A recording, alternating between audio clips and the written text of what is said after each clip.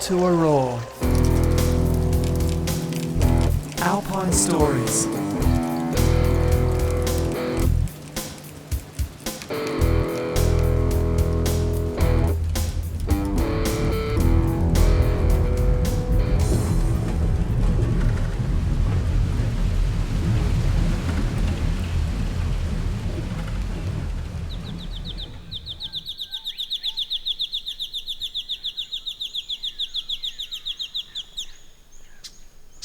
I'm a traditional owner and a elder in the community, Gunai people of Gippsland. And one of my major responsibilities is our cultural heritage, protect that. I've been involved for 30 odd years or more. And my job is also to monitor the natural environment, see what's going on. Because everything tells a story. The rivers tell a story. The families that live in the environment tell a story of what is going on. I think a lot of people, the ordinary people, a lot of people in business, we don't understand that. Well, there are no overdubs or multi-tracking here. It was after speaking with Gunai elder Uncle Albert Mullett that I recorded these sounds along the Tambo River shortly after a storm. Yep, one that included rain. Gunai country is unique and includes coastline and alpine country. And Uncle Albert's descriptions of this stunning region came alive all around me as I travelled up to the mountains. Well, Gunai people here, there's 5 clans of our group. They were, our country covers from Point X right through to Cape Liptak. And it goes like a big horseshoe up in the alpine country and comes back to the coastal area. It's, the old people describe it in 3 days, 2 days walk, different north, south, east or west, and there was never any New South Wales borders, right? So the people of the other tribal groups were also shared country. You have to look at our country. Well, I believe we have the best country in Australia, in Gippsland. I call it the Kakadu of Victoria. It has rainforests, it has 20 rivers, it has beautiful lake systems, it has beautiful wetland systems and estuaries that you can go back in time and think what it was like 400 or 500 years ago. It was a supermarket for our people.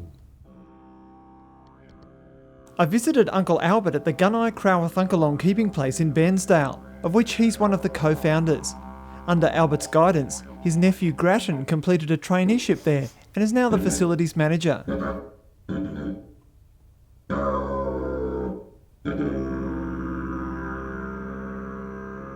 Until recent years, the Aboriginal people have been widely excluded from participating in alpine issues.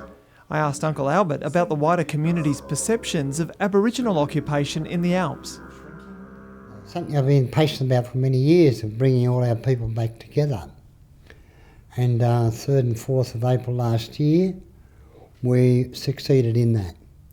I'm talking to Parks, Victoria and government departments and natural resources about having a meeting on country and to talk about our rights and our needs in terms of the alpine country. Because it's always been the cattlemen, always been the chalets and tourism. We never even got a mention. There's no recognition or respect shown to our people.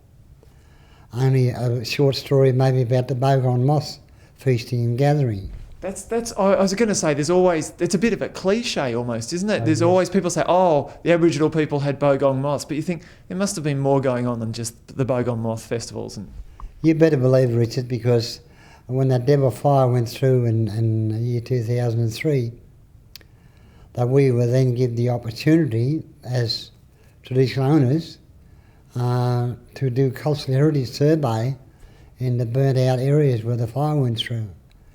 And we found almost 400 sites that, in our terms of our occupation and movement of our people, of the use of the what's called the alpine country, of they're connected. Yes. 400 sites. Yes.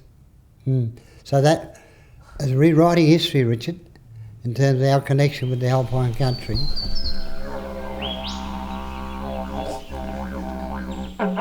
Well, he was probably one of the sort of the elders who sort of encouraged me to to certainly look at sort of our history and culture and sort of introduce me to it probably.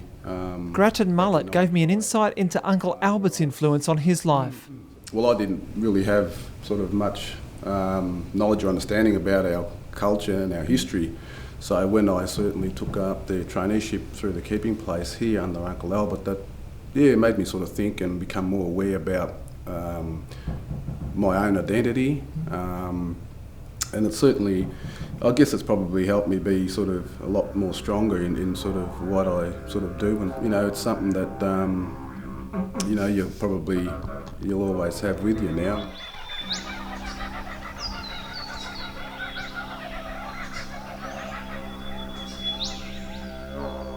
Normally, you can go back 50 years or more, and you'd need gumboots to walk in the streets.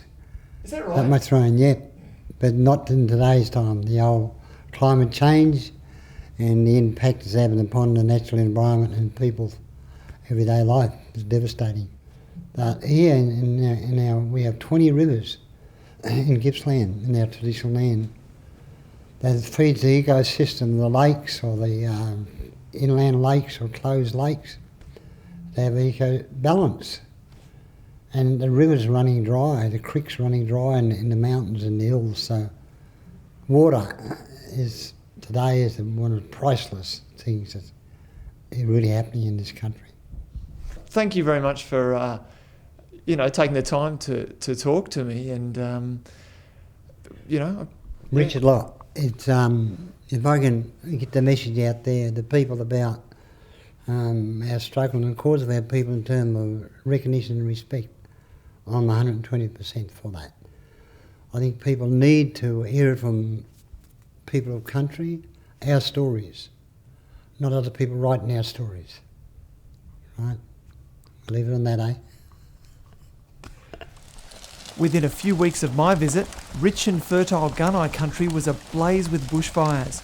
Was it just the extreme Australian conditions at work, or the brutality of climate change? Either way, it was unimaginable for a brief moment on that rainy day along the banks of the lush Tambo River.